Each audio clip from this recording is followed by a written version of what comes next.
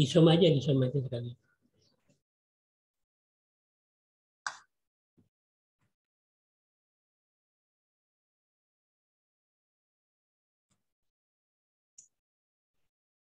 Kita mulai ya. Assalamualaikum warahmatullahi wabarakatuh. Selamat siang. Salam sejahtera buat kita semua. Siang ini kita akan memasuki untuk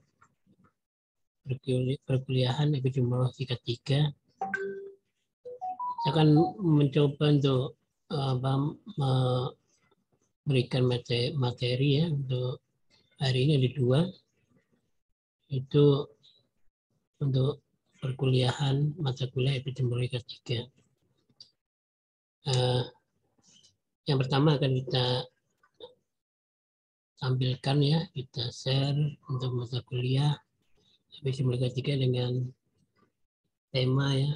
Hari ini kita akan berbicara tentang kesehatan penerbangan ya. Mungkin momennya pas ya, hari ini kita ada juga pelaksanaan haji ya di embarkasi di seluruh Indonesia, dan sudah beberapa yang memasuki Arab Saudi ya, Arab Saudi. Jadi mungkin bentar lagi udah mau gelombang kedua, dan tentu kita harapkan dalam prosesnya lancar, aman, semuanya sehat, dan bisa pulang dengan predikat haji yang mabrur. Di dalam konsep kesehatan penerbangan tentu ada beberapa hal yang perlu dipahami, karena memang mungkin menjadi awam ya bagi masyarakat tertentu untuk apa sih itu ya penerbangan, kemudian aspek kesehatan apa aja yang perlu diketahui, karena ini menjadi penting ya di dalam pelaksanaannya. Karena terkadang kita tahunya naik pesawat, tapi sebetulnya apa sih yang kemungkinan bisa terjadi di pesawat ya, apalagi kalau penerbangan yang cukup lama ya. Kalau misalnya ke Arab Saudi itu paling kan 8,5 jam atau mungkin bisa sampai 9 jam ya. Jadi tentu akan ada suatu mungkin gangguan ya, gangguan kesehatan yang mungkin timbul selama perjalanan ya. Paling tidak mungkin mabok ya di dalam perjalanan, bagi khususnya mungkin yang jarang naik pesawat ya, apalagi penerbangan langsung jarak jauh ya. Jadi di samping mabok ya atau motion sickness, tentu ada juga hal lain yang bisa mengakibatkan terganggunya kesehatan kita selama di dalam penerbangan. Oke, slide berikutnya. Ini gambaran ya Saudi Airlines ya, yang menggunakan pesawat tipe Boeing 747 yang pesawatnya berlantai 2 ya. Jadi ini cukup luas. Jadi kapasitasnya bisa sampai 450 ya untuk penumpang. Jadi cukup besar, dan di dalam perjalanan tentunya nyaman ya, karena tentu kalau ada goncangan melawan mungkin mendung ya atau awan-awan ya, tentu dia akan lebih stabil dibanding dengan pesawat-pesawat yang kecil ya, dia akan lebih stabil. Dan di dalam penerbangannya cukup nyaman, karena memang pesawat yang dipakai adalah lapang ya, bisa berjalan ke sana kemari ya, tentunya bisa rileks ya di dalam penerbangan. Tapi tentunya tidak semuanya akan mengalami rileks ya, kecuali mereka yang sudah terbiasa terbang. Tapi bagi mungkin keluarga kita atau mungkin tetangga kita yang belum pernah naik pesawat langsung berhaji ya, tentu dia akan cukup ini juga mungkin ada kejutan-kejutan bagaimana perilaku yang harus dilakukan di dalam pesawat.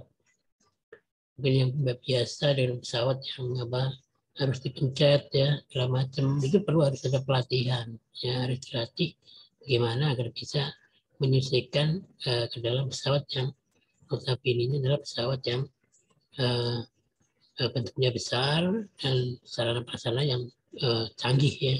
Jadi harus misalnya masuk ke toilet, bagaimana prosedurnya ya, dan kemudian bagaimana upaya apa yang harus dilakukan di dalam penerbangan itu ya. Gimana kalau bisa mabok, kemudian apa aja yang perlu dilakukan selama 8,5 penerbangan, misalnya 8,5 jam penerbangan.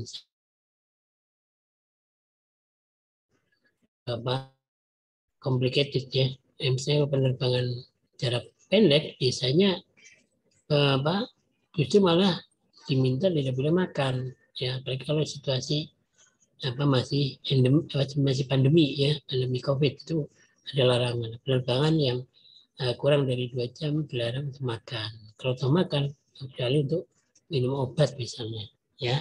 Oke, slide berikutnya.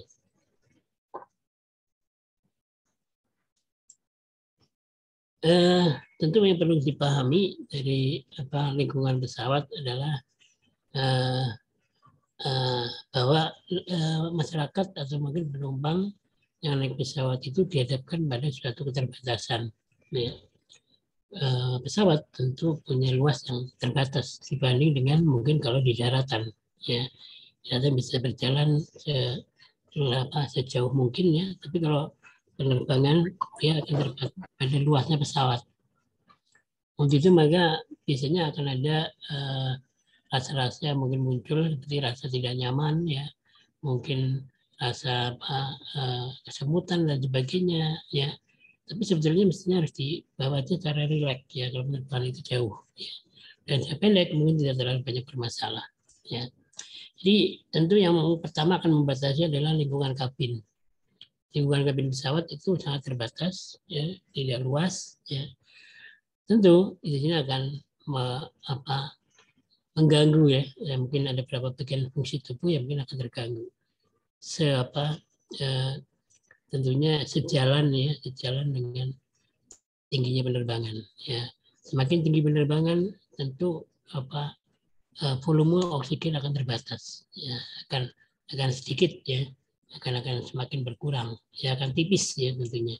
Kemudian udara di atas tentu akan sangat dingin. Tentu biasanya pesawat akan dipanaskan ya untuk menjaga stabilisasi daripada suhu penumpangnya di dalam. Terkadang di luar bisa sampai minus ya, minus 20 ya, minus 15 ya. Maka di dalam agar bisa tetap nyaman tentu di dalam harus dipanasin ya, di dalam ruangan justru hasilnya tidak dingin tapi malah dipanaskan ya. Jadi untuk mengatur keseimbangan daripada suhu tubuh. Kemudian tentu di samping hal-hal itu tentu ada kemungkinan juga akan ada perubahan fisiologis dari tubuh ya. Dan apabila ini tidak diatur sedemikian rupa ya, tentu akan berdampak kepada gangguan kesehatan yang mungkin nanti setelah turun dari pesawat atau mungkin bahkan terjadi di saat masih dalam penerbangan. Bentuk-bentuk yang mungkin muncul ya itu seperti kemungkinan adanya perubahan tekanan, karena tekanan ya pada udara tinggi pada ketinggian tertentu sekian ribu kilometer ya, sekian ribu kaki ya, maka akan terjadi suatu gangguan fungsi pada tubuh ya. Salah satu adalah adanya perubahan daripada tekanan.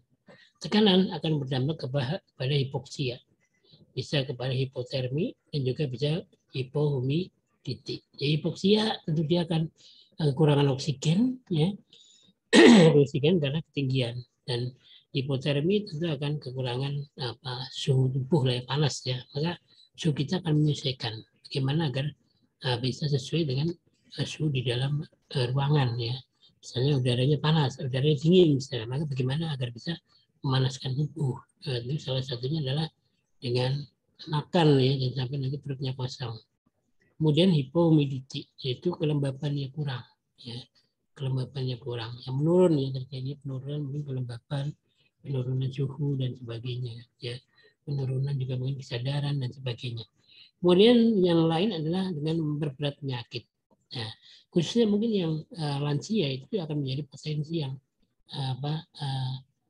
resiko yang akan mungkin terancam ya. Misalnya ada penyakit tertentu, demam, mungkin adanya pengaruh demam mungkin akan berdampak pada mungkin suhu tubuh ya, bisa mungkin jadi hipertensi ya, atau mungkin yang lainnya seperti gangguan pernapasan yang terlalu dingin di dalam pesawat ya, jadi mungkin akan berdampak kepada asmanya kambuh ya dan sebagainya. Kemudian punya gangguan pernapasan lainnya juga akan bisa terganggu karena adanya suhu yang terlalu dingin di pesawat. Kemudian tentu dampak selanjutnya kalau tidak dikelola dengan baik bisa mengakibatkan kematian. Ya. Tentunya perhatian khusus yang perlu dilakukan adalah kepada ibu hamil. Kalau misalnya di dalam penerbangan ada ibu hamil, biasanya atau lansia yang berisiko tinggi, maka biasanya nanti akan diperiksakan di dokter yang ada di bandara. Ya. Kemudian dokter di bandara akan menerbitkan namanya surat kelaikan terbang bagi ibu hamil, ya, ibu lansia, ibu yang mungkin habis operasi, atau bapak ibu lainnya ya yang punya potensi gangguan kesehatan. Maka akan dicek kesehatannya secara teliti ya dengan tim dokter yang ada di bandara, itu dari kantor kesehatan pelabuhan. Ya, begitu dia sudah sesuai bahwa dia sudah memenuhi syarat kesehatan, maka dia akan diberikan surat kelaikan terbang. Jadi bahwa dia sudah layak untuk naik ke dalam pesawat dan melakukan perjalanan. Oke, slide berikutnya.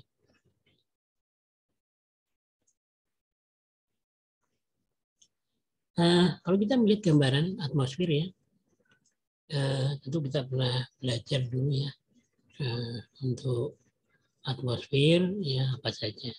Jadi yang pertama tentu atmosfer adalah lapisan yang menyelimuti permukaan bumi.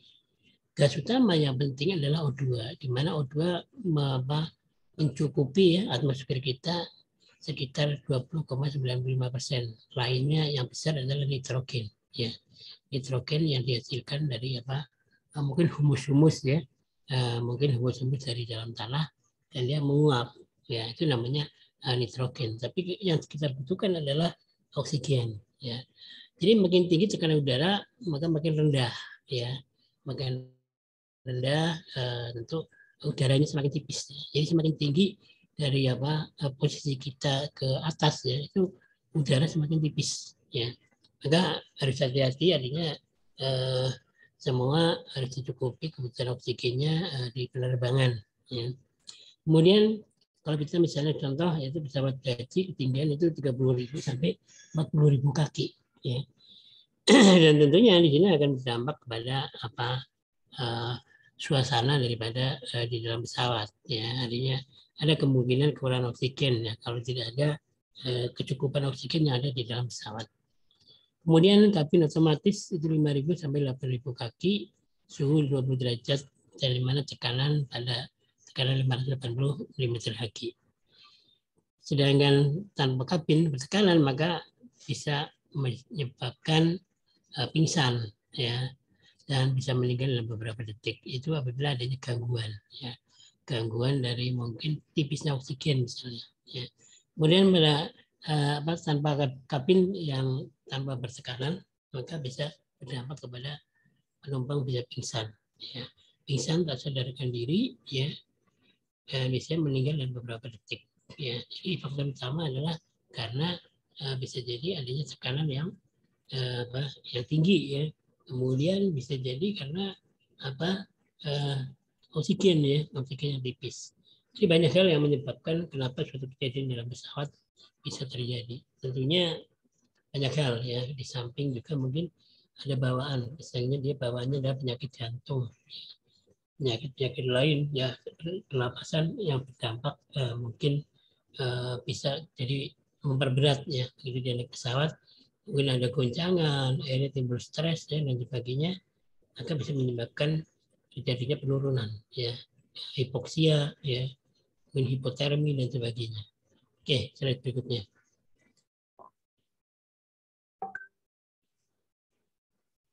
Kalau kita melihat ya jenis penerbangan, yaitu penerbangan yang sifatnya pendek itu kurang atau sama dengan 2 jam.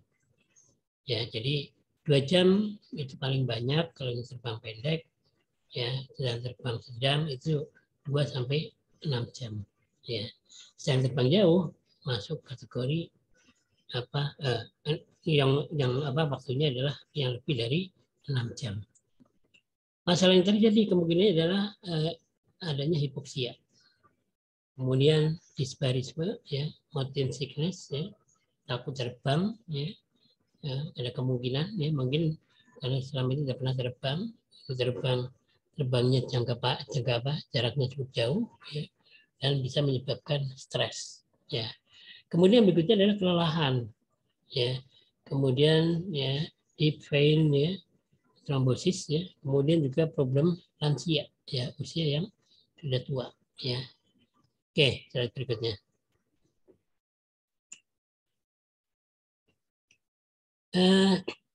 Dalam pengaruh ketinggian, beberapa organ kita juga akan mengalami gangguan. Ya, sebagai contoh, misalnya adalah hiperventilasi. Ya, ini akan terjadi penurunan respon terhadap peningkatan daripada CO. Ya, hal ini terjadi di paru-paru, ya, adanya hiperventilasi. Ya, di mana respon terhadap upaya menyerap oksigen, ya, karena adanya peningkatan dari CO2, ya, ini akan ngalamin, ya. Jadi berarti ada gangguan sistem di dalam tubuh karena adanya fungsi-fungsi yang memang terjadi gangguan, ya. Kemudian kardiovaskuler bisa terjadi heart rate, ya, kemudian juga aritmia daripada jantung mengalami gangguan, ya.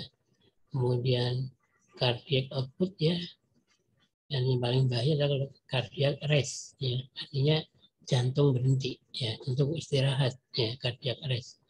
Nah, ini tentu ada mulanya, ada awal yang mendahului kenapa sampai bisa terjadi hal-hal yang tidak diinginkan. Kemudian adanya juga arterial pressure, itu adanya tekanan, ya, tekanan dari pembuluh arteri, karena mungkin adanya ini mungkin oksigen yang nggak tercukupi, atau mungkin adanya hipotermia, ya, akhirnya darah bisa mendidih, ya, tekanan, dan akhirnya bisa berdampak kepada hal yang tidak diinginkan. Kemudian sistemik vaskuler resisten, ya, capacity, vasokonstriksi, ya, dan itu bisa terjadi pada sistem kardiovaskuler kita.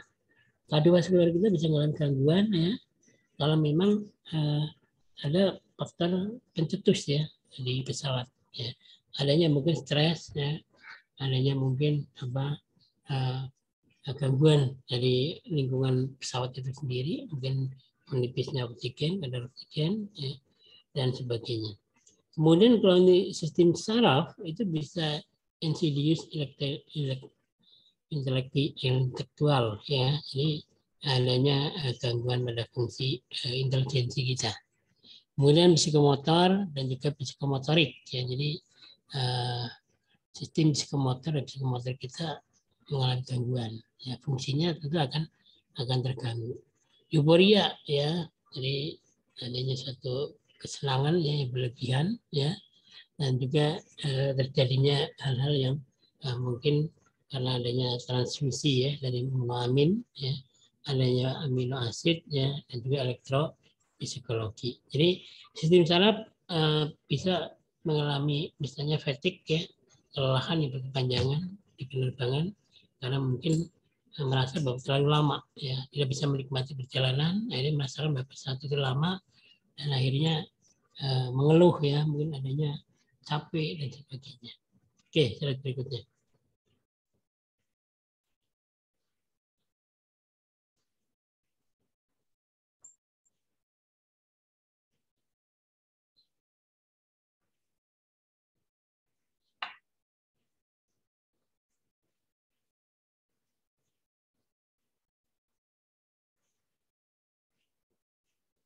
Satu lagi. Ya.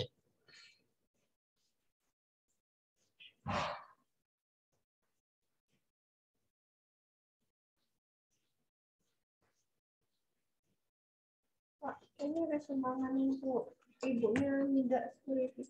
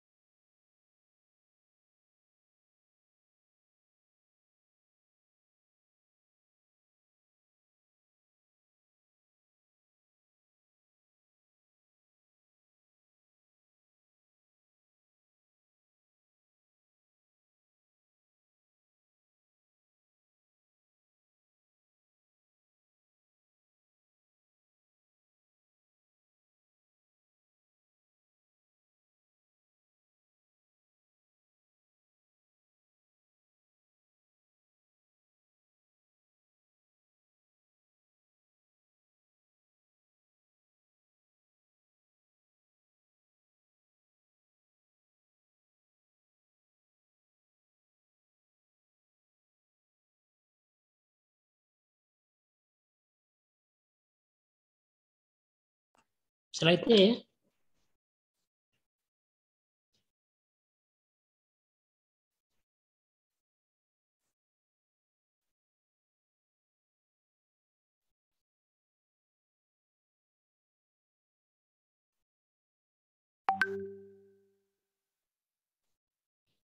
Oke, ya.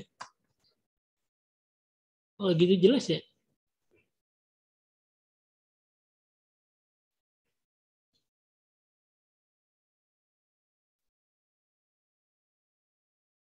Oke, hipoksia ya. Hipoksia pada ketinggian ya, pada penerbangan tentu bisa terjadi ya karena pengaruh dari ketinggian. Hipoksia itu bisa terjadi karena apa? Mungkin pengaruh daripada lamanya penerbangan ya, ketinggian ya, kemudian kecepatan yang sangat cepat ya, kemudian juga lamanya di ketinggian ya, kemudian juga suhu udara di lingkungan ya, kemudian tidak adanya kegiatan fisik misalnya ya, kemudian bisa jadi faktor dari individu misalnya HB ya, HB-nya rendah, makanya biasanya dalam penerbangan HB akan diperhitungkan ya, usia ya, kemudian kesehatan tubuh juga, tubuhnya benar-benar lagi sehat atau tidak ya, kalau mengalami gangguan apalagi habis operasi misalnya, itu harus diperiksa dulu apakah dia layak atau tidak. Kalau memang tidak layak, tentu dia tidak diperbolehkan untuk terbang. Akhirnya keluar surat tidak layak terbang, dan itu harus diberikan kepada maskapai untuk bisa reschedule lagi untuk terbangan mungkin besok atau mungkin hari kapan dia sudah siap secara fisik. Kemudian gejala daripada hipoksia adalah tekanan darah ya, dan tekanan darahnya mencapai ketinggian tertentu, dan biasanya akan terjadi gangguan pada fungsi dari jantung ya. Kemudian nafas ya, nafasnya sangat cepat ya, dan biasanya sesak ya. Kalau fungsi jantung terganggu biasanya akan sesak, maka nafasnya akan lebih sering ya, frekuensinya akan lebih sering karena dalam rangka untuk mencukupi kebutuhan dari oksigen ya. Kemudian dampak kepada tubuh, tentu dia akan pusing ya, ngantuk, malas ya, kemudian sakit kepala ya, kemudian gelisah, ya, euforia ya, gelisah, kemudian juga kadang-kadang bisa jadi sampai tidak sadar ya. Itu di awal mungkin mudah tersinggung misalnya, tapi biasanya sih nggak begitu kelihatan secara nyata, tapi saya tahu biasanya dia akan langsung tidak sadar ya, karena pengaruh daripada hipoksia tadi. Dan terapinya tentu harus diberikan oksigen ya, 100% ya, artinya harus diberikan oksigen ya, agar dia cepat pulih ya dari kekurangan oksigen tadi ya.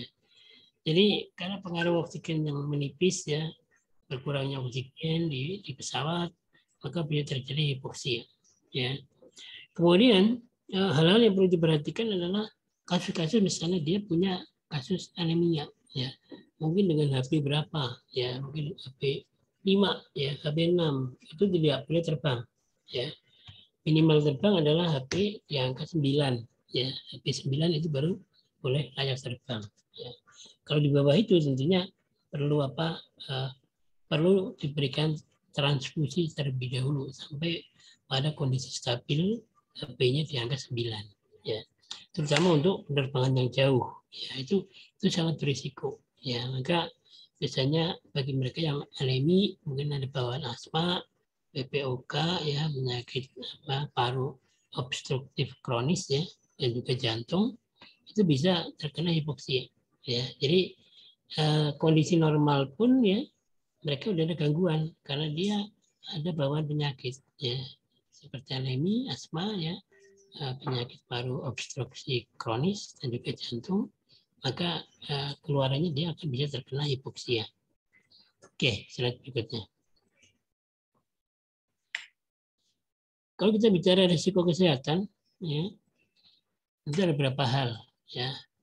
Di dalam perjalanan pesawat udara ada beberapa hal yang perlu dipahami. Ya, yang pertama adalah adanya tekanan pada kabin, ya. Adanya pengaruh ketinggian, ya, adanya pengaruh suhu yang mungkin rendah, ya. Maka dengan itu perlu dilakukan. Ya.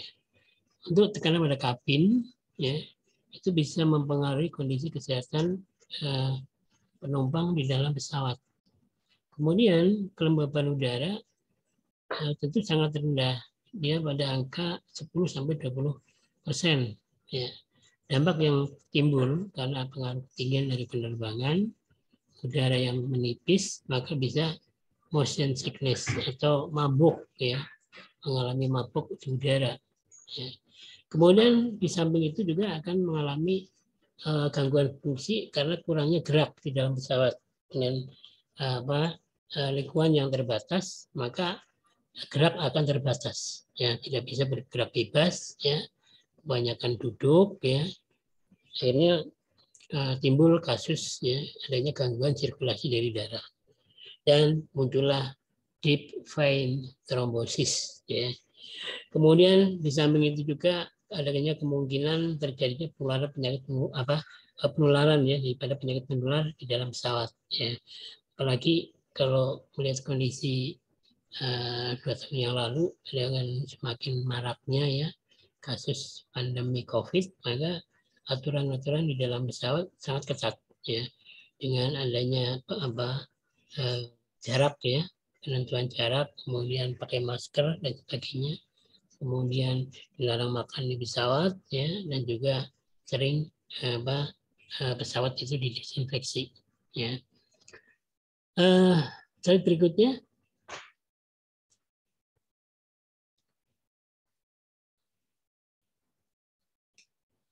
Masalah kesehatan penerbangan yang umum terjadi adalah adanya motion sickness, disbarisme, ya, kemudian darurat medik daripada lansia, kasus-kasus yang mengena pada usia-usia lanjut, maka biasanya di dalam pesawat disiapkan alat P3K, ya.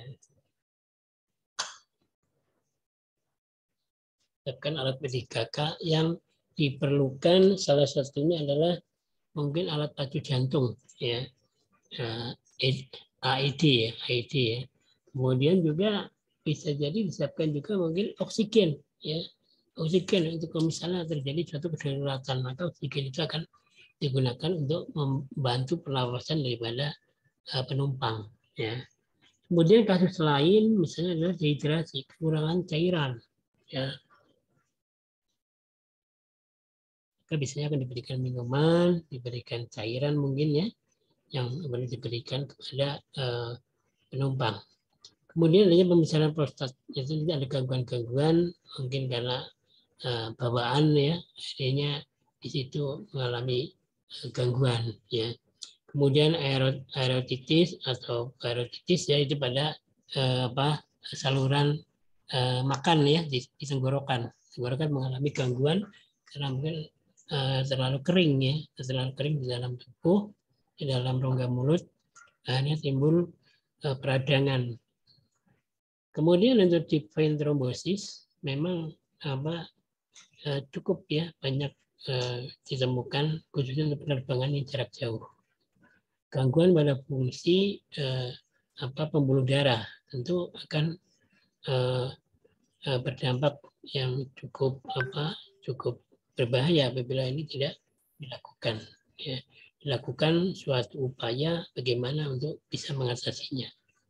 Kemudian berikutnya adalah waspada daripada darurat jantung, ya. Jadi ini penting mestinya, ya, untuk sebelum penerbangan harus benar-benar dicek benar kondisinya, jangan sampai nanti ada serangan jantung di pesawat, sulit, ya, untuk melakukan pendaratan darurat, ya, dan pertolongan mungkin akan mendapatkan pertolongan yang terbatas kalau di pesawat, dan biasanya akan mengalami gagal, ya, gagal jantung, ya, heart attack, ya, atau mungkin heart arrest, ya, dan sebagainya. Jadi cardiac arrest, ya, jadi adanya jantung yang berhenti, jantung yang fungsinya tidak berjalan, ya, ada yang meninggal, ya.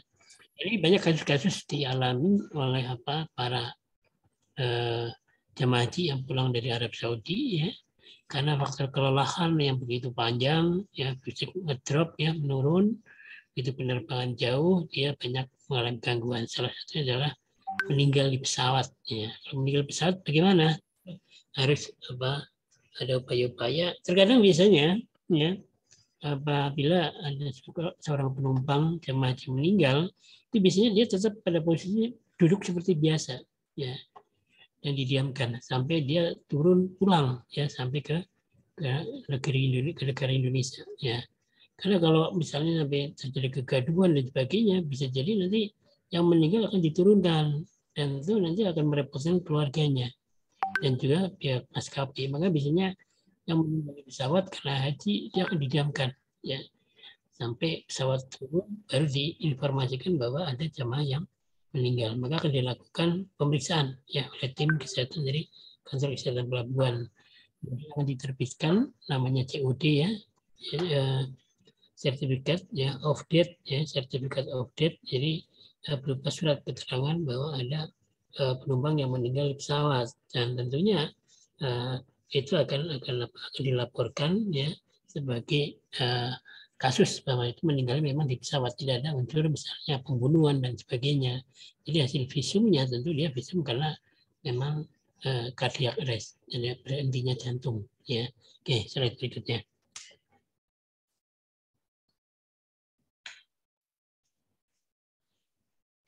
Kemudian masalah yang lain yaitu perlunya waspada terhadap penyakit paru, yaitu PPOK, yaitu penyakit paru obstruksi kronis, ya. Itu kalau punya penyakit paru yang berkepanjangan dan juga harus diperiksakan, dipantau sebaik mungkin, ya, dan sampai saat penerbangan mengalami gangguan. Kemudian obstruktif sleep apnoa, ya.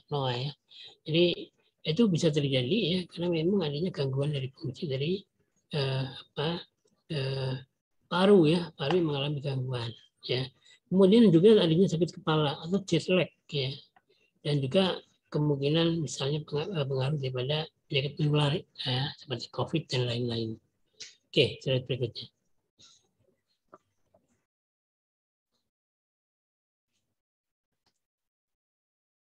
Motion sickness atau mabuk itu tentu ada beberapa hal, ya. Jadi pada prinsipnya itu adalah suatu kejadian, ya, suatu peristiwa yang yang memang karena adanya gangguan, ya, gangguan dari fungsi, ya, fungsi tubuh mengalami gangguan, ya, kemudian dalam upaya menstabilkan, menyesuaikan dengan kondisi lingkungan, dia mampu, ya, tidak bisa menyesuaikan dengan kondisi lingkungan yang ada, maka terjadi gangguan pada tubuh, ya.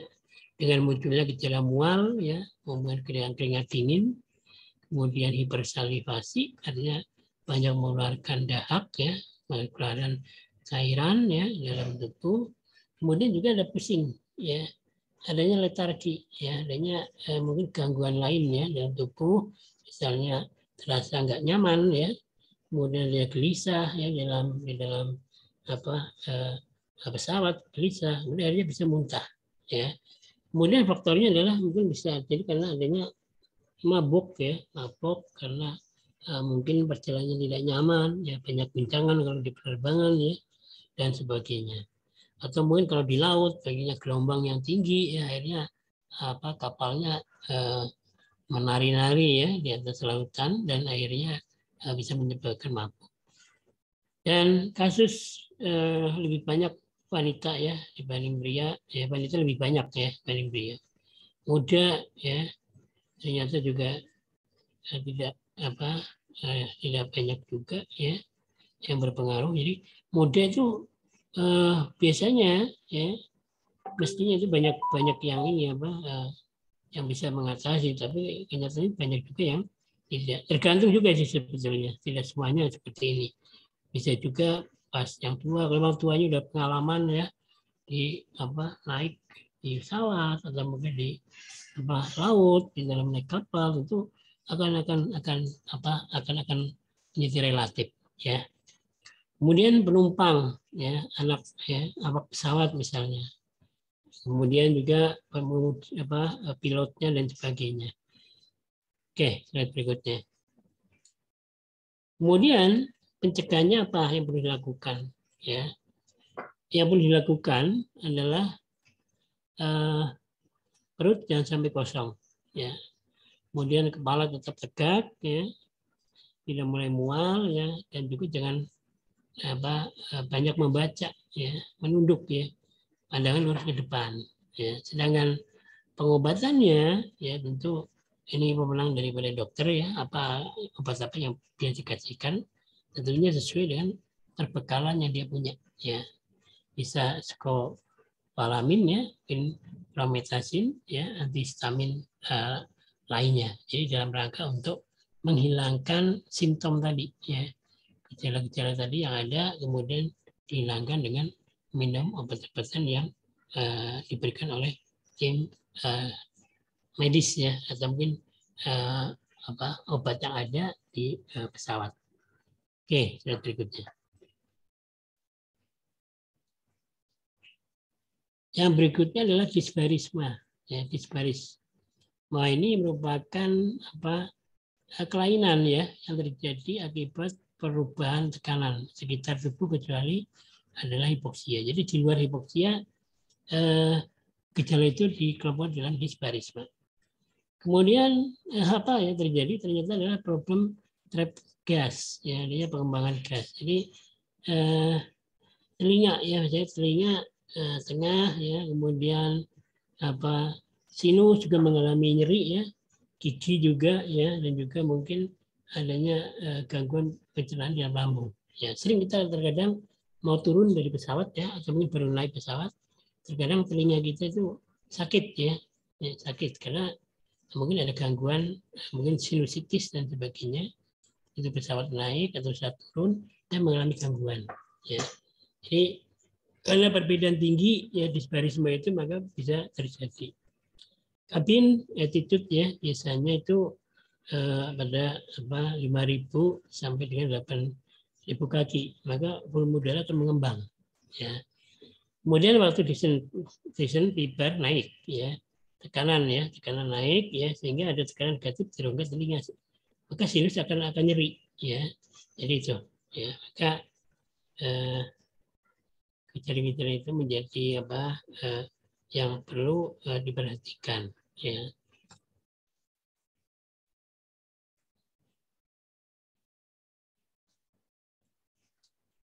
Oke, slide berikutnya.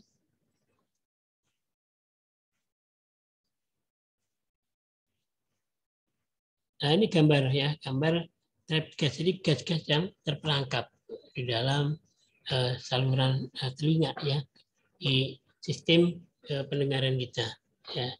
Kemudian sinus, ya, sinus terjadi biasanya pada tubuh kita, ya, di rongga hidung, ya, itu mengalami gangguan, ya,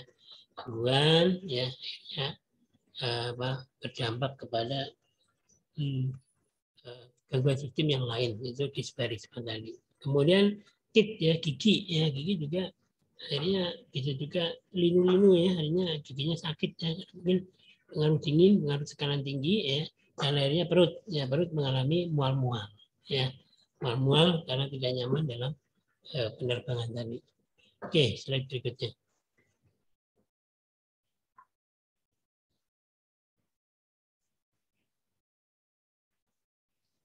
Disbarisme tadi tentu kalau bisa, ya, diupayakan perlunya mungkin makan tetap makan, ya, mungkin jangan terlalu kenyang, ya, terlalu kenyang karena rongga udara di dalam tubuh diperlukan, ya, diperlukan untuk menjaga stabilitas di dalam pesawat, ya. Kemudian pesawat juga bisa segera turun pada level yang aman, ya. Jadi artinya ada satu upaya-upaya yang bisa dilakukan di dalam pencegahan untuk kasus-kasus disbarisme, ya. Kemudian oksigen yang cukup, ya, kemudian manuver, ya, Valsalva. Jadi menipu udara melalui hidung dan mulut dan hidung yang tertutup itu untuk menstabilkan daripada fungsi pendengaran. Terkadang pas pesawat terbang naik dan turun terjadi gangguan fungsi di telinga, di hati, ya, dengan telinga yang mungkin sakit, ya, sakit atau mungkin rongga hidung sakit, ya, itu ada beberapa hal yang bisa dilakukan, yaitu dengan manuver pasar tadi. Kemudian penumpang dan infeksi THC dia melakukan penerbangan terlebih dahulu. Ya, artinya kalau dia ada sinusitis ya, ada mungkin gangguan telinga ya, jangan terbang dulu ya. Karena apa? Pada saat naik dan turun itu memang tekanan yang sangat tinggi, maka bisa berdampak kepada gangguan fungsi di telinga ya. Kemudian pseudoprin ya, atau pseudopedrin ya 30 menit sebelum makan atau nasal cikongan spray. Jadi perlu dilakukan penyemprotan ya pada rongga hidung ya. Pseudopedrin ini khusus untuk apa? Kasus-kasus penyakit asma, maka disemprotkan dahulu sebelum penerbangan ya, atau dengan nasal decongestant spray, semprot ya, semprot pada rongga hidung atau rongga mulut ya, rongga mulut ya, biasanya di rongga mulut untuk kasus-kasus penyakit asma. Kemudian harus cukup cairan, itu mencegah iritasi saluran hidung ya, maka perlu dilakukan. Jadi untuk apa di tuba ya, artinya di saluran pendengaran itu perlu apa pengaturan suhu ya, dengan kelembaban juga agar tidak terjadi kasus yang tidak diinginkan. Oke, slide berikutnya.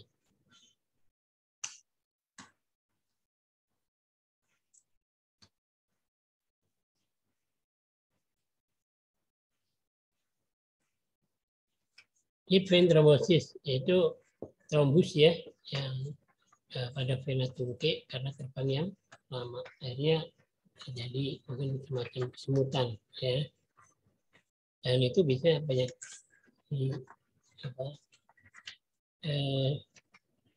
dirasakan ya, ada penerbangan yang sifatnya jarak jauh ya. Gejalanya dari nyeri ya, nyeri tekan, pembengkakan betis kurang lebih ya 24 jam pertama, kemudian nyeri dada ya, sesak napas ya, dan ada fibrilasi di beberapa minggu berikutnya. Kemudian diagnosis adalah color duplex ya, Doppler scanning ya, sonografi, scanning ya, scanning paru, angiografi ya, dan sebagainya. Oke, slide berikutnya.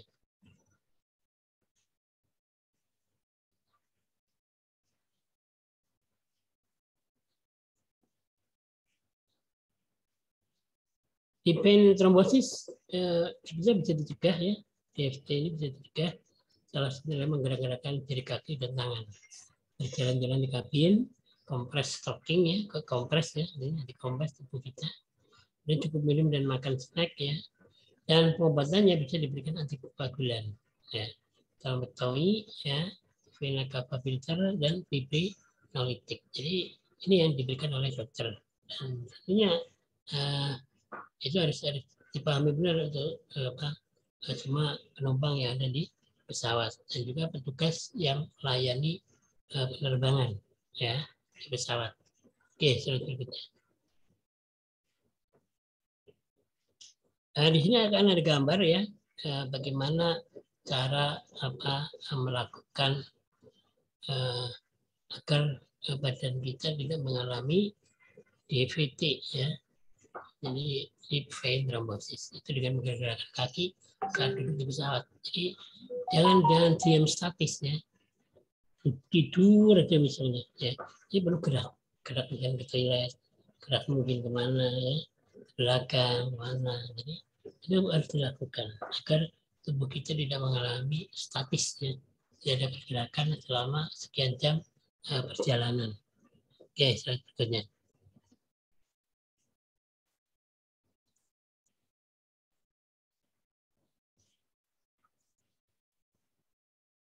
Ya.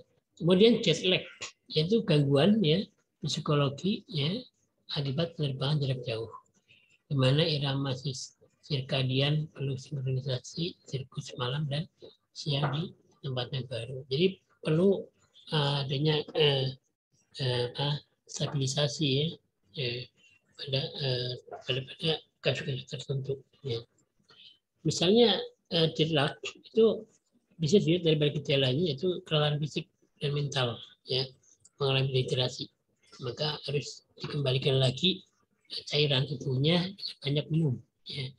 Penurunan energi, performa dan motivasi ya, karena terlalu lelah ya.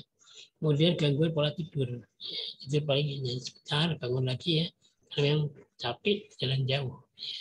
Kemudian faktor ya risiko lainnya kondisi kesehatan saat sakit ya, ada stres mental dan fisik. Kemudian zona waktu dilewati ya, lamanya penerbangan ya, zonanya seperti apa, punya guncangan ya, apakah hal-hal lain yang memang dirasa tidak nyaman. Itu karena kabin karena memang berubah-ubah, maka bisa menyebabkan jet lag, khususnya untuk penerbangan yang jauh lebih dari 6 jam. Oke, slide berikutnya.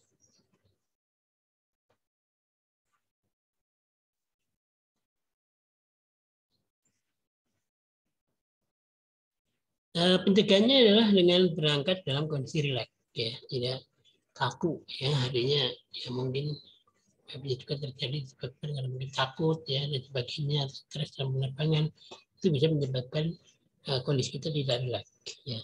Ubah waktu jam sudah negara tujuan, banyak minum air, ya, mencari buah. Tata laksana adalah tentu melakukan aktivitas seperti biasa di rumah, sesuaikan jam makan dan tidur di tempat yang baru, ya, jadi harus disesuaikan.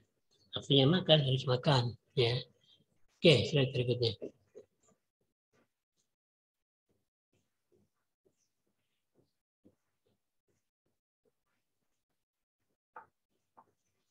Kemudian misalnya kalau untuk toilet ya, toilet tentu toilet itu tidak sama seperti di rumah ya.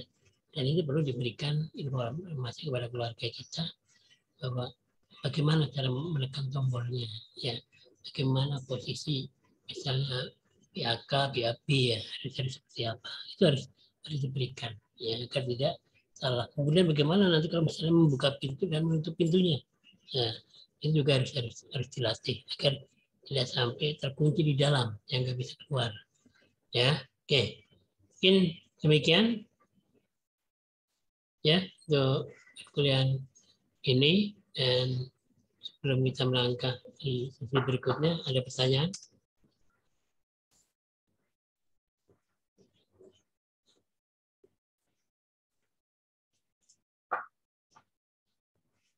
Oke, mungkin ada pertanyaan?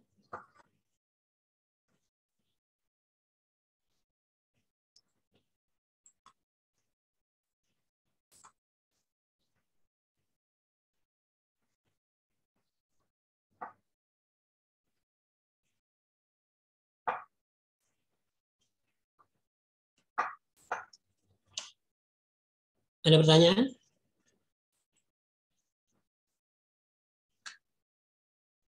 Kalau tidak ada, kita lanjutkan untuk sesi berikutnya.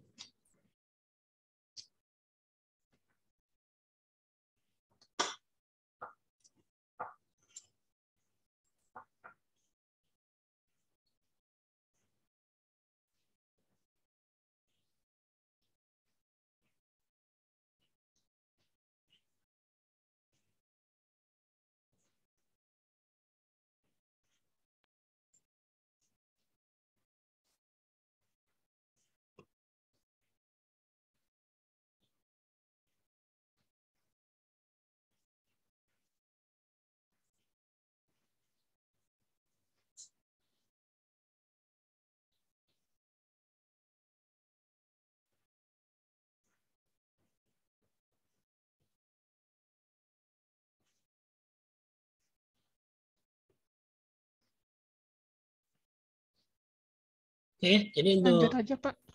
sesi berikutnya yaitu tentang penyakit paru akibat kerja. Jadi ada beberapa hal yang berkenaan dengan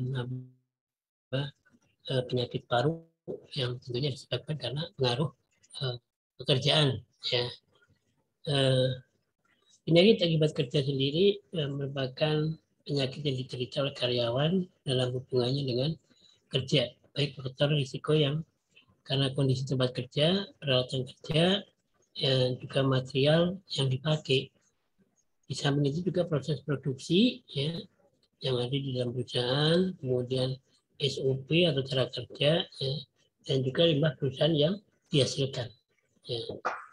Kemudian di sisi lain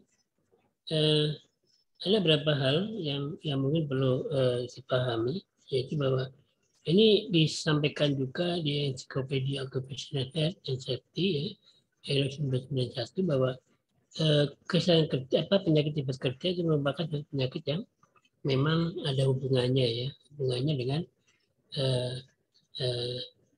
tingginya kasus daripada yang dipengaruhi oleh kondisi dari pekerjaan yang mungkin tidak standar ya. Oke, slide berikutnya. Jadi pada prinsipnya ya penyakit paru akibat kerja itu merupakan adanya kelainan kelainan atau penyakit yang berada di paru ya karena disebabkan oleh pekerjaan atau lingkungan kerja berupa peradangan ya, fibrosis ya, tumor ya, dan lain sebagainya. Oke, slide berikutnya. Kemudian untuk manusia ya kurang lebih 8 jam per hari di tempat kerja. Menghirup kurang lebih 3.500 liter udara termasuk bahan pencemar ya. Jadi bisa jadi dari 3.500 liter udara itu di dalam ruang kerjanya itu terserap juga gas-gas yang beracun, gas-gas yang memang tidak semestinya kita hirup ya. Oke. Maka akan muncul namanya penyakit paru kerja.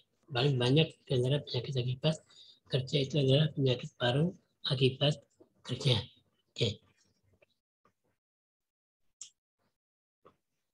Mekanisme pengendapan ya apa yang disebut dengan noksa ya, noksa. Jadi noksa adalah bahan ya yang dapat merusak struktur anatomis dan atau mengubah fungsi organ tubuh ya, dan juga dapat berasal dari bahan baku hasil produksi, produk sampingan atau mungkin malah limbah daripada proses produksi ya. Ada beberapa hal yang perlu diketahui di sini, yaitu adanya pengelompokan ya. Pengelompokan dari noksa itu adalah adanya debu organik ya, itu bisa berupa nabati ya, sumber dari tumbuhan, itu juga berupa dari hewan. Kemudian debu ini organik, itu bisa berasal dari pertambangan, industri logam, keramik, kemudian perminyakan, ya, batu bara dan sebagainya.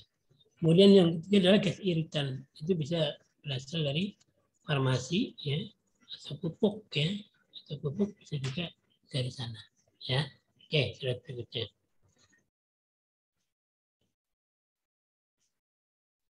Mekanisme pengendapan dan penelitian noksa.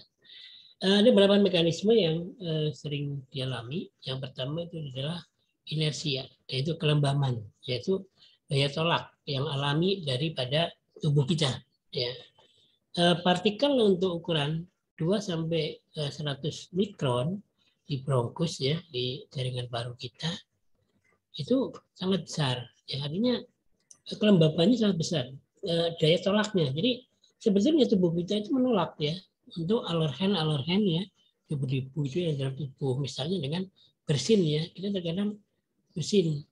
Mungkin bisa jadi di situ ada debu-debu yang memang akan masuk saat kita bernapas ya. Maka itu biasanya akan kita langsung bersin, maka itu dikeluarkan di dalam bercampur dengan kelenjar ya, kelenjar dari ingus kita.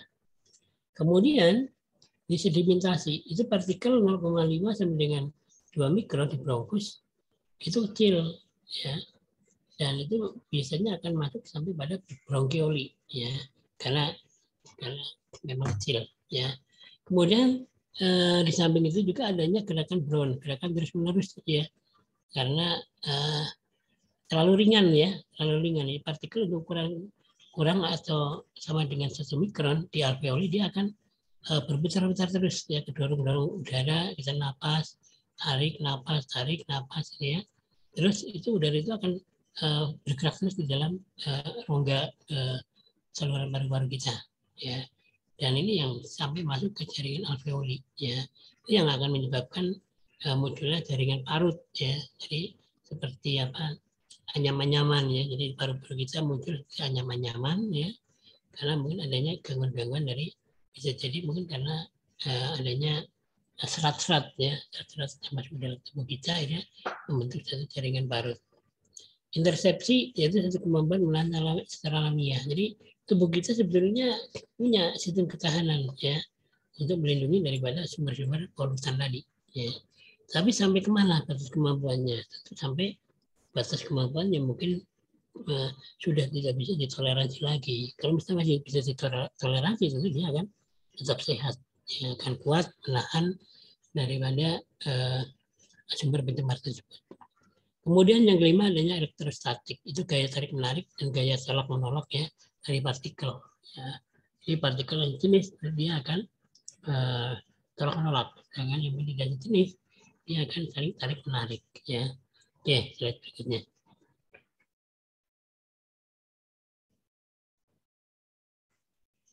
Untuk partikel debu ya yang mudah dihirup adalah 0,1 sampai dengan 10 mikron. Ya tentunya debu yang mungkin bukan pencemar, yang mungkin masih familiar di tubuh kita, maka dia akan terserap. Kemudian partikel ya 1 sampai 3 mikron yang berbahaya karena akan mengendap di bronkus, ya, terminalis dan alveoli, ya itu akan berbahaya. Dan ini yang sering menimbulkan gangguan-gangguan pada sistem pernapasan. Kemudian mekanisme pertahanan paru itu ada beberapa hal, yaitu dengan arsitektur saluran napas. Itu bentuknya adalah semacam bentuk-bentuk pertahanan ya dalam tubuh untuk tidak memasuki sumber pencemar. Kemudian lapisan cairan ya silia ya dan juga mucociliary exhalator dan detoksifikasi dan bakteri silia. Ya, jadi ini pertahanan kita selanjutnya. Kemudian lapisan cairan silia, mucociliary, exhalator, detoksifikasi. Jadi pengurangan penurunan dari konsentrasi sumber pencemar yang ada dalam tubuh. Itu dengan melakukan detoksifikasi. Ya. Pada sistem imun itu tentu berpengaruh pada masyarakat ya, sistem imun akan terbentuk ya dengan sendirinya, tentu akan bisa menolak ya, akan bisa menjadi antibodi terhadap kemungkinan tertular dari penyakit. Oke, slide berikutnya.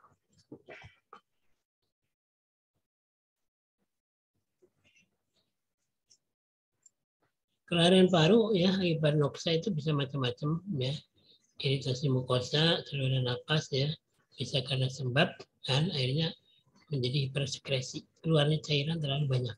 Ya. Itu karena adanya iritasi mukosa pada saluran pernapasan. Ya.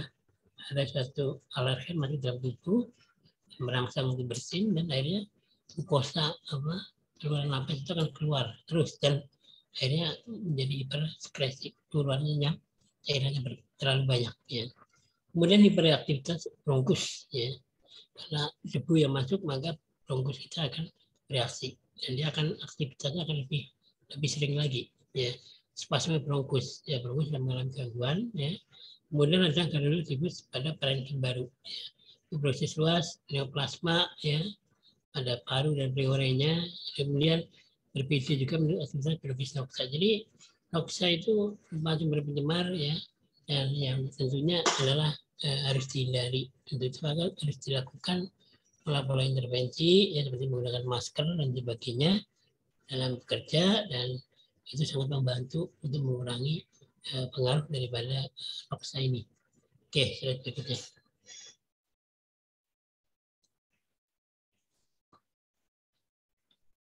Ada kelainan paru dan bahkan terjadinya perubahan fal paru ya.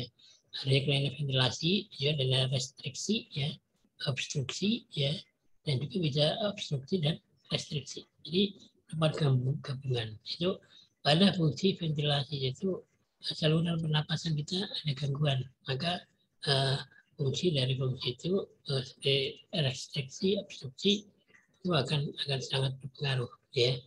Kemudian kelainan difusi, kelainan perfusi, dan juga gabungan ketiganya.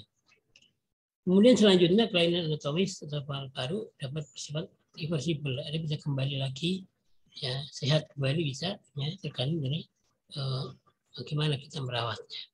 Tetapi bisa juga menetap atau malah progresif ya, kalau memang sudah terlalu banyak ya sumber pencemaran dalam tubuh, dia bisa menetap dan juga bisa progresif ya, akan menyerang begitu ganas ke dalam tubuh kita ya. Oke, slide berikutnya.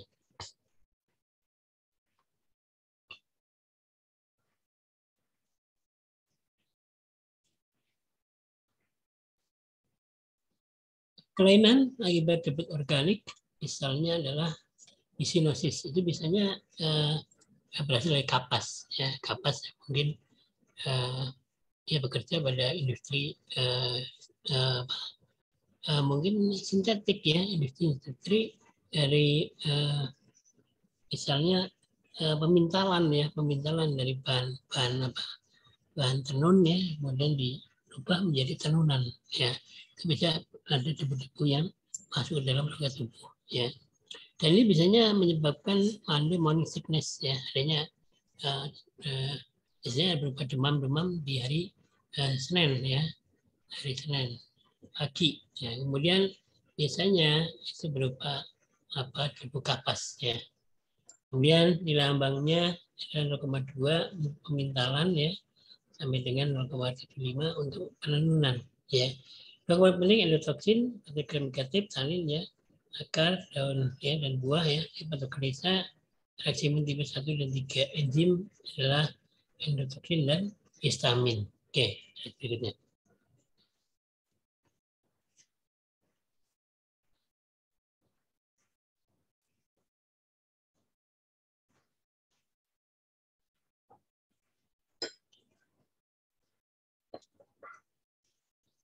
Gejala klinis sesak ya pada hari Senin ya, dari libur, batuk ya, yang lumayan ya, kemudian dahak yang kopurulen ya, dahak dengan biasanya dengan ingus ya, yang warna hijau itu merupakan virulen ya, kemudian ada demam ya, dari tulang, dan ada juga bentuk dari demam ya, fever, panas, batuk, menggigil ya, fever cough ya, sesak napas, dijadikan asma ya, kemudian yang menetap berbulan-bulan ya. Keluhan gejala membaik bila bekerja libur ya. Stadium lanjut bisa PPOK. Jadi isinosis ya bisa berdampak lebih berat lagi ya, tentu perlu adanya satu rolling ya dari pegawai yang mungkin sudah ada indikasi ke sana, maka harus dipindahkan pada pekerjaan lain biar tidak terlalu parah. Oke, slide berikutnya.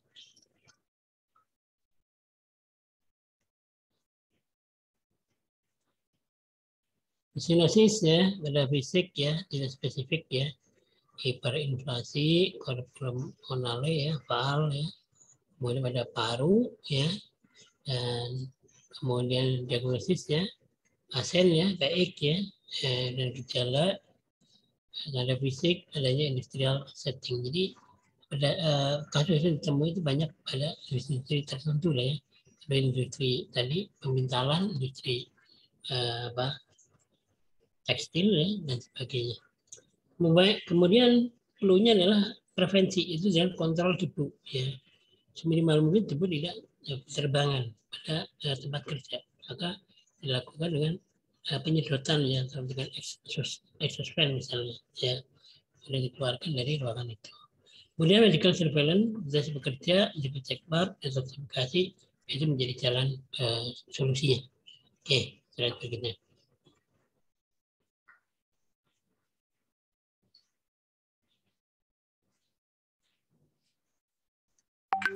Pneumonitis ya, yang hipersensitif untuk dilakukan ya, seperti kasus-kasus alergi ya, alergi pada alveolitis ya, alveoli ya, itu jadi gangguan ya. Kemudian biasa disebut dengan farmer lung disease, jadi petani ya, kasus ini banyak ditemukan pada petani. Kemudian etiol, yaitu jamur ya, bakteri amoeba protein pada pertanian ya, dan biasa ditemukan juga di pabrik gula, kayu, dan peternakan. Patogenisnya biasanya karena ada kontak antigen berulang, imunologi sensitivasi ya, yang sensitif ya, kemudian ada faktor genetik juga ya. Yang lain adalah limfotik alveolitis, yaitu granulomatosa, pneumonitis ya, fibrosis interstitial ya, dan juga bronchiolitis, dan tentu akan berdampak kepada sesak ya, sesak yang sangat, maka ada kemungkinan karena penyakit akibat hubungan kerja. Oke, berikutnya.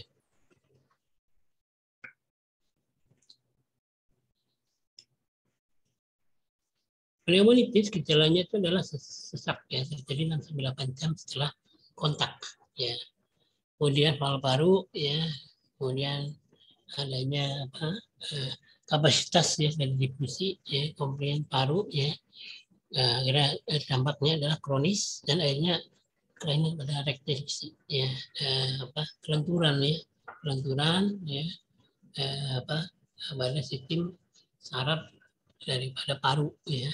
Jadi otot-otot paru mengalami gangguan fungsi. Mungkin dia melemah ya karena adanya ketidakmampuan ya. Kemudian ada beberapa kriteria ya, yaitu kriteria minor dan mayor. Dan mayor riwayat kontak dengan antigen.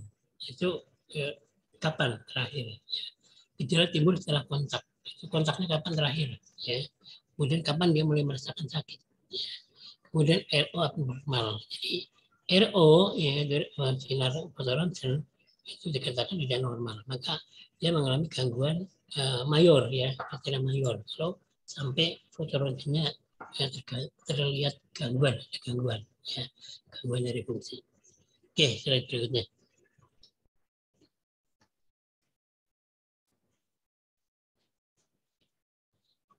Kriteria minor yang biasa ditemui adalah rongki di basal paru ya. Adanya sesak ya, sesak napas ya, napas yang berbunyi ya di paru ya. Kemudian penurunan kapasitas difusi ya. Kemudian tekanan ya, saturasi oksigennya menurun yang mestinya dari angka 90-95 menurun bisa jadi 80 ya. Dan itu dia akan napasnya akan sesak ya. Karena oksigen yang dibutuhkan terlalu sedikit ya, diserap. Kemudian histologis abnormal, tes provokasi, yaitu kemudian dilakukan dengan terapi prednison ya, semigram per hari. Coba dilihat perkembangannya, apa dia membaik atau tidak ya. Kalau mau membaik berarti memang adanya alergen yang masuk ke dalam tubuh karena tesnya adalah dengan prednison ya. Kemudian prevensi perlu dilakukan ya dengan pemberian masker ya, atau mungkin dilakukan rolling ya, dia dipindahkan pada tempat kerja yang awalnya sampai dia sakit seperti itu. Oke, slide berikutnya.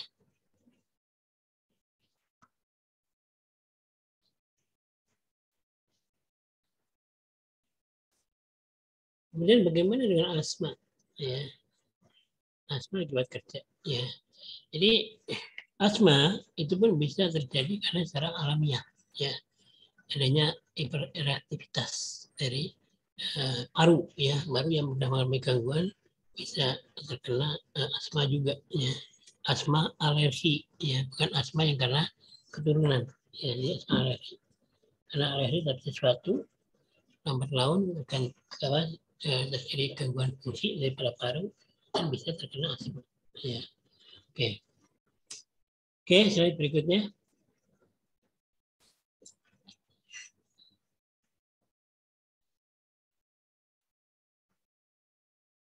Gejala lain adalah adanya batuk ya, bising ya, bising itu napas kita bunyi ya, adanya mengi ya, adanya bunyi dan mengi, dan itu terjadi ya, dan biasanya sering timbul pada malam hari saat akan tidur ya. Diagnosis asma ya berhubungan dengan pekerjaan, maka tentu dilakukan upaya ya, bagaimana dia agar istirahat dulu ya. Bagaimana dia tidak bekerja di situ terus-menerus ya, maka bisa dilakukan dengan rotasi. Yang sehat bisa menggantikan, yang sakit tentu masih dalam kondisi perawatan ya. Terapinya tentu terapi asma ya, dengan asmanya diobatin, kemudian paparannya juga akan dikurangi dengan masker misalnya, atau dengan penyedotan ya, itu dengan fan exhauster, ada ventilasi. Kemudian perlu juga mungkin dipertimbangkan adalah kompensasi bagian lain yang tidak separah itu ya. Oke, slide berikutnya.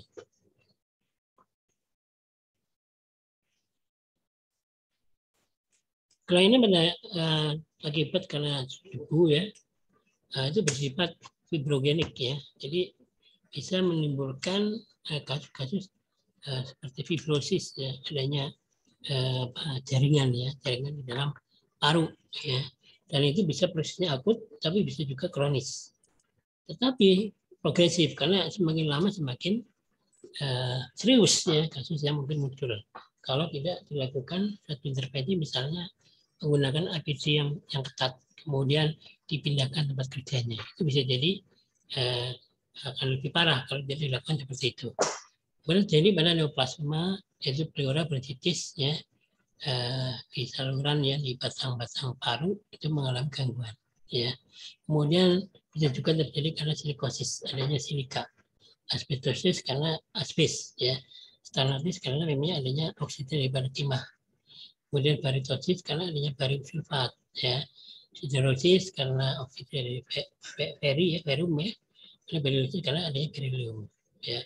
Bisa juga pneumokonisis karena batu bara ya. Oke, slide berikutnya.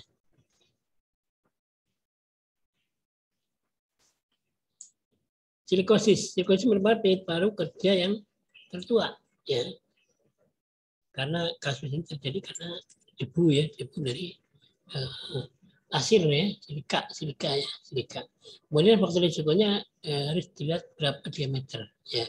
Untuk partikel bebas itu harus ditangkap dan itu perlu kan satu survei ya, survei pendahuluan ya. Kemudian survei sepanjang rutin ya tiap hari harus dilakukan.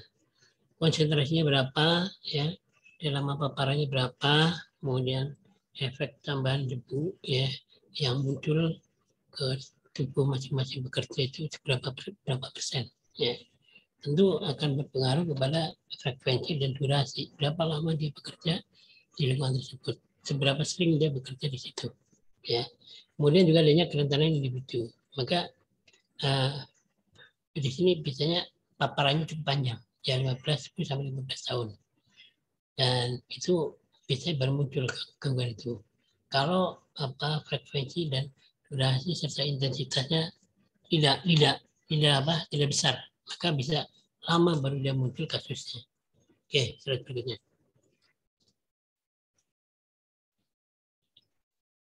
Silikosis yaitu patologi dalam paru hitam kebabuan, kenyal, kaku, selaput kolagen, berisi partikel silika. Nah, simbol silikosis modelnya adalah 3 sampai 12 mikron ya. Kemudian adanya hyalin asesuler, pigmentasi ya. Kemudian gejala batuk kronis ada dahak ya. Batuk kronis ya. Terkadang dahak itu tidak ada ya. Lemah nafsu makan ya. Berat badan menurun, nafsu makan menurun dan sesak. Dan memberat bila pasien merokok. Dan kalau dia merokok dia lebih berat lagi. Ya. Komplikasi adalah CPPD, dekomkortis ya, glomerulonitis dan glomerulonefritis dan juga sindroma nekrotik ya. Jadi ini istilah kedokteran ya. Adanya dekomkortis itu adanya gangguan tertentu yang ada di dalam paru ya, jaringan paru. Oke, slide berikutnya.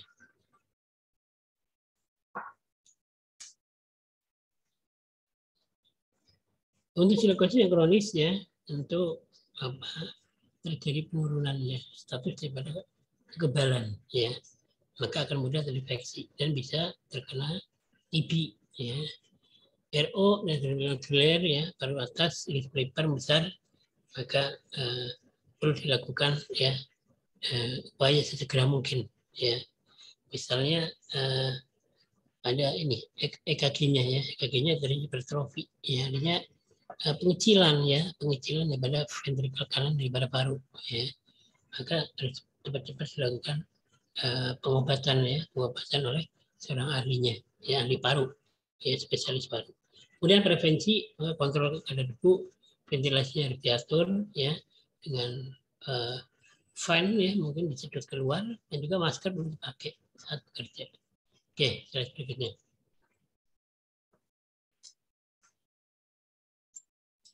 Asbestosis itu karena adanya asbes ya, gangguan pada saluran pernapasan karena kasus asbestosis ya, karena adanya serat-serat asbes yang masuk dalam tubuh ya. Bisa ada dua jenis, itu adanya serat yang panjang, serat yang pendek ya, dan warnanya pun bisa ada yang putih, ada yang biru, ada yang juga yang hitam ya, serat daripada asbes. Sifat tahan panas ya pada paru sifatnya fibrogenik ya, bisa membentuk jaringan parut ya, dan juga serat asbes dibentuk protein. Itu biasanya dia akan terbentuk 2 bulan setelah terpapar. Oke, slide berikutnya.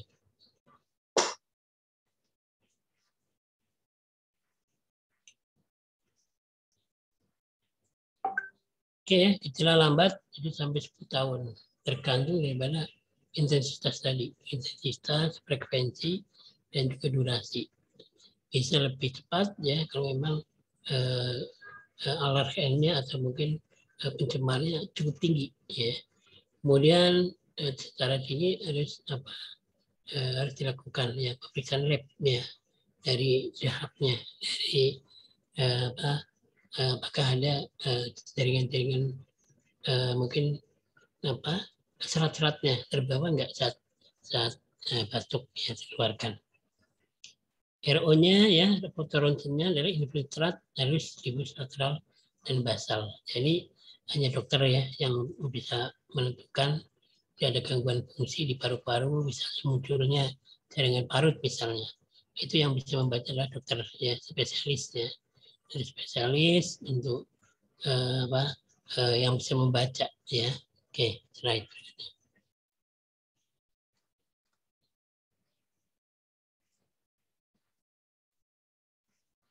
Asbestosis ya, tentu perlu dilakukan evaluasi ya, evaluasi terhadap fungsi daripada paru secara rutin ya.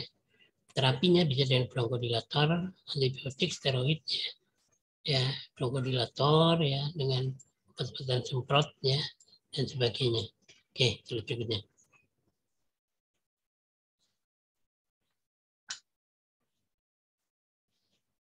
Kalau ini pada gas iritan itu tadi sudah saya sampaikan ya, tergantung dari beberapa hal ya. Ada beberapa hal yang mempengaruhi kenapa noksa itu bereaksi ke dalam tubuh. Yang pertama tentunya adalah saya tadi sampaikan adalah durasi lama dari paparan sumber pencemar tersebut ya. Kemudian konsentrasi dari gas. Konsentrasi gasnya seperti apa ya. Kemudian ventilasi ya, apakah diatur sedemikian rupa atau enggak ya. Kalau memang tidak, tentu sangat merugikan dari aspek kesehatan karyawan ya. Itu maka perlu dilakukan tindakan ya agar jangan sampai ruang kerjanya tercemar. Tapi tidak ada upaya untuk melakukan intervensi. Kemudian adanya bau gas, adanya keluar dalam air ya, dan kelainan dapat mengenai saluran napas parenkim. Ya. Jadi seluruh organ paru bisa mengalami kerusakan. Oke, selanjutnya.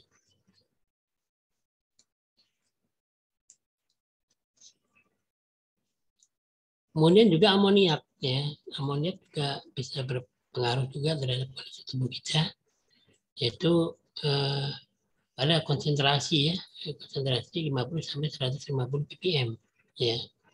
Maka bisa terjadi iritasi, responnya akut ya, sedang mata, kulit, saluran napas ya bisa mengalami gangguan juga.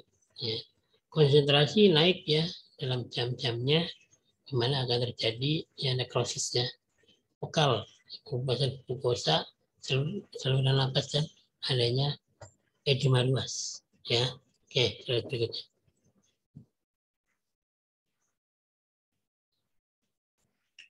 Amoniak tentu bisa dicek pada kelainan daripada fotoronsennya. Ya. Fotoronsennya bisa dilihat selama paparan 48 jam. Maka dilakukan scanning ya pada ventilasi di rongga parunya, bisa ditemukan adanya perfusi ya, persisten bilateral ventilatory deficit ya. Terapinya itu berupa suportif ya dengan bronkodilator, restriksi cairan ventilator ya, juga antibiotik profilaksis. Ya, oke, slide berikutnya.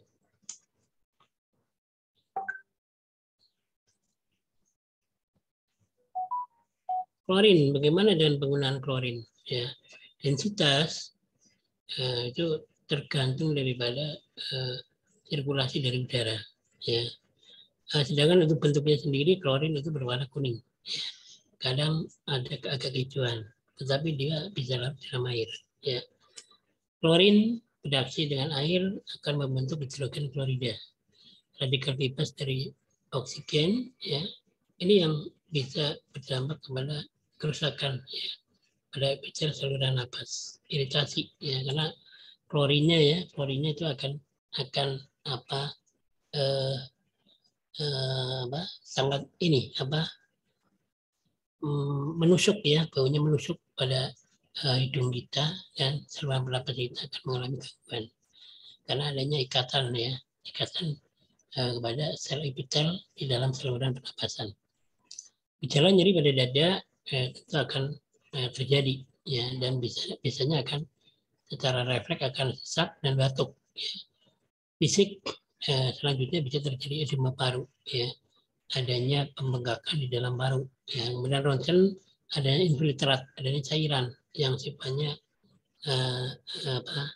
khusus, ya. Kemudian adanya kongesti dalam paru, ya.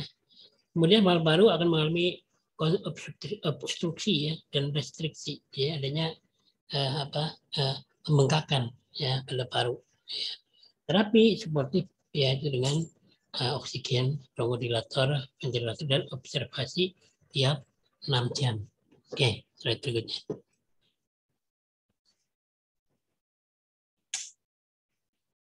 Kemudian yang lain adalah hidrogen klorida, yaitu adanya asam, ya, yang larut dalam air, hidrogen klorida, ya, di mana gejalanya adalah batuk, sesak, adanya bising, ya. Jadi kembali seperti klor, ya, penggunaan klorin, ya, itu tentu harus menggunakan APD, ya, yang cukup, ya, yang cukup adekuat, ya, artinya harus orang yang bekerja misalnya di industri pengolahan air misalnya dengan penggunaan klorin, maka orang yang bekerja harus benar-benar ini terlindung, ya, jangan nanti masuk dalam tubuh terjadi gangguan daripada paru, ya. Dan apabila ada ronsen yang menunjukkan kelainan, maka harus dilakukan, ya, dengan dirujuk pada spesialis paru, ya, atau mungkin malah harus perlu juga disampaikan ke penyakit dalam kalau misalnya ada gangguan fungsi pada organ-organ lain, ya. Oksigen, ozon, ya, O3 ini merupakan oxidizing agent, ya. Nah, kemudian sulit larut dalam air, ya, karena memang udah jenuh pada oksigennya dengan oksigen angka 3, ya, ozon itu sulit larut dalam air. Nah, ini tentu perlu berikatan dengan logam-logam tertentu, ya, untuk membentuk oksigen agar bisa menjadi oksigen yang terlarut, ya. Kemudian tahanan saluran napas itu terjadi kenaikan napas, ya, kemudian menurunnya, ya, dari frekuensi dari volatil kandungan daripada volatil komponnya daripada isi, ya, jadi volatil hormon dari komponnya dari larutannya terjadi penurunan, ya, dan itu ya perlu dilakukan pengukuran, ya. Biasanya dampak dari ozon adalah gejala nyeri dada, ya, adanya batuk sesak, ya, dan terapi biasanya diberikan atropin, ya, bisa berupa suntikan, bisa berupa obat-obatan, ya. Oke, selanjutnya.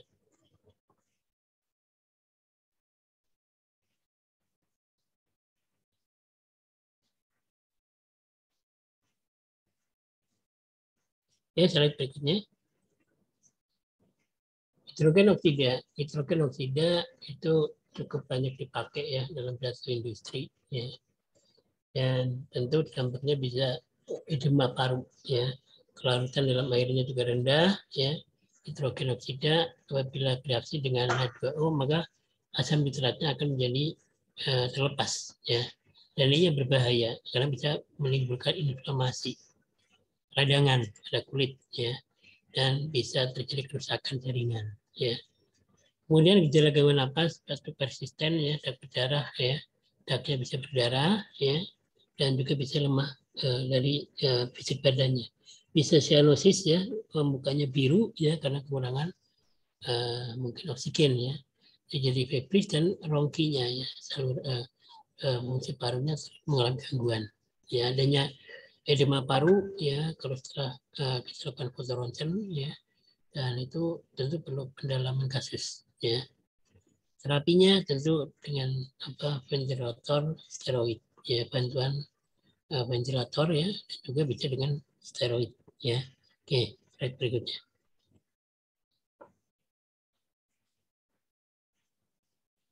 Fosgen banyak juga digunakan ya di dalam industri ya, atau nama lain kimianya adalah karbonil klorid ya, di mana densitasnya 3,4 kali densitas udara. Jadi lebih besar ya, lebih besar tingkat ini kepadatannya dibanding udara. Tidak berwarna ya, kalau dalam air sangat rendah. Fosgen dalam paru dalam jangka waktu 24 jam akan terhidrolisir menjadi HCl dan CO ya. Paparannya akan akut, bisa menyebabkan nekrosis dan juga pengelupasan ya. Mukosa, kendaraan vokal, trakea sampai bronkioli ya, adanya edema paru ya. Dan terapi yang diperlukan adalah dengan atasi dulu edema parunya, kemudian diberikan antibiotik dan steroid ya. Jadi antibiotik sangat diperlukan di sini untuk memulihkan ya daripada infeksi yang sudah terjadi di paru, apalagi adanya edema paru ya, itu menindikasi bahwa paru sudah mengalami gangguan fungsi. Oke, slide berikutnya.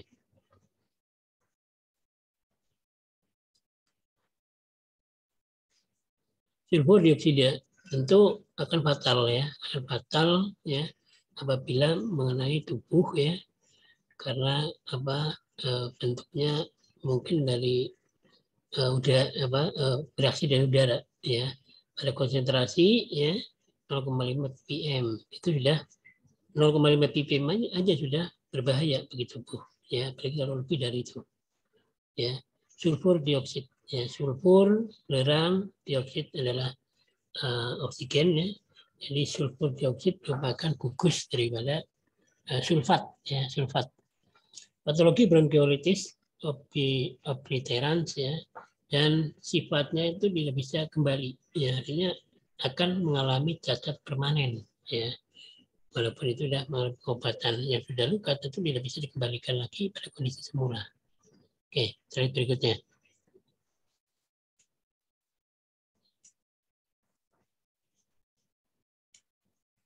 Kemudian bagaimana dengan arang batu ya, bentuknya adalah benzen, nitrobenzen ya, nitrotoluen, anilin ya. Benzen dikenal sebagai racun ya, itu hematopoietik ya. Kemudian nitrobenzen ya, digunakan untuk pembuatan anilin. Kemudian nitrotoluen itu sangat rusak hati ya, dan juga susun tulang. Dan ini yang perlu kita perhitungkan ya, perlu kita hati-hati dalam penggunaan industri menggunakan dengan bensin misalnya. Kemudian nitrotoluen, anilin dan sebagainya. Itu makanya di dalam bekerja harus paham benar situasi daripada pekerjaannya. Barang apa yang dipakai di situ, hasil produksinya apa, dan tentu di tiap tahapan dampak apa yang mungkin timbul harus benar-benar dipelajari. Ya, jangan nanti kita menyesal setelah terkena gangguan ya, gangguan fungsi dari tubuh kita, baik paru, jantung ya, mungkin saraf otak dan sebagainya, itu perlu diperhitungkan ya. Oke, slide berikutnya. Halogen hidrokarbon ya, bentuknya gas ya. Kemudian contoh-contoh yang lain adalah seperti metil klorida. Jadi gugusnya ada bentuk alkil ya, radikal bebas ya, metil bromida, karbon tetraklorida dan sebagainya. Bentuknya adalah yang perlu ini adalah seperti tetraklorida, tetrakloretan ya, trichloroethylene ya, dan juga chlornaphthalen. Akibat dari ini yang tidak yang mungkin sempat mengenai tubuh kita, secara lambat laun kita bisa mengalami nefritis akut ya. Jadi gangguan pada fungsi ginjal, ya, ginjal kita akan mengalami gangguan. Kemudian nekrosis hepar, hati kita bisa sampai menjadi terkena kanker ya, nekrosis hepar ya. adanya pengerasan daripada jantung, ya daripada hati, ya hatinya jadi keras, ya, dan bisa juga edema paru, ya, eritrosis retrobulbaris, ya. Jadi ini istilah dalam kedokteran, ya, karena dampak daripada penggunaan halogen hidrokarbon. Oke, slide berikutnya.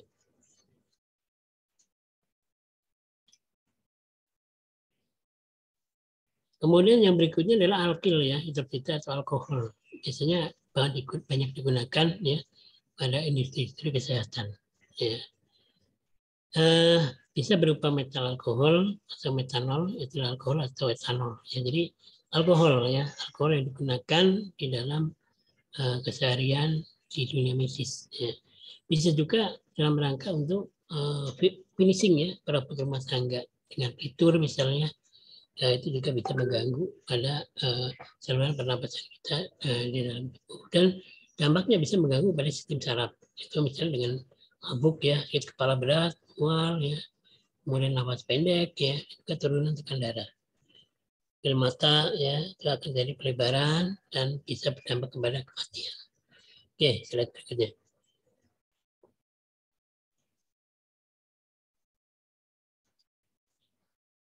Ester, aldehyde, keton, dan ester. Jadi sini merupakan kelompok asam, ya, kelompok asam yang biasanya banyak digunakan misalnya pada industri cat, ya. Industri cat banyak menggunakan ini, ya. Dan biasanya perlu kehati-hatian, ya, semuanya dalam bekerja berkaitan dengan kimia itu perlu kehati-hatian ekstra, ya.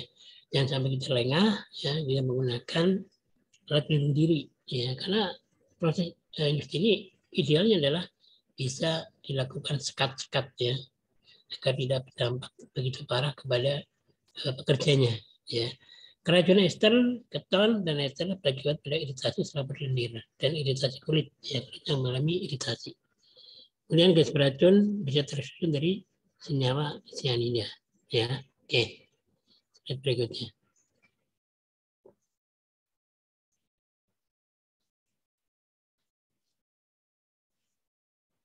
Oke, udah habis, ya?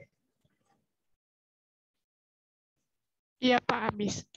Oke, jadi itu gambaran, ya, gambaran yang mungkin perlu dipahami, perlu diketahui apabila nanti suatu saat bekerja di dalam industri, ya, industri yang menggunakan bahan baku apa yang bisa kita ikutin bersama dari paparan kita. Jadi mungkin ada pertanyaan sebelum kita menganjak ke akhir, ya, akhir daripada pertemuan kita. Mungkin ada pertanyaan, silakan.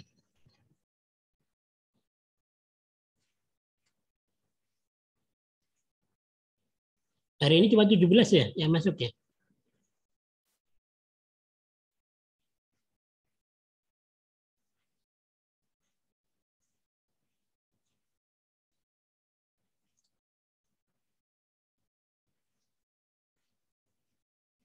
Iya Pak, ada yang izin. Baik, nanti absennya, ya. Ya, saya bisa memperhitungkan, ya, untuk nanti ke nilainya. Oke, mungkin nggak ada pertanyaan. Kita nanti ketemu lagi, nanti kita atur waktu lagi, mudah-mudahan besok bisa, ya, kita untuk perkuliahan perundang-undangan. Kapan lagi? Waktu yang ada lagi kapan?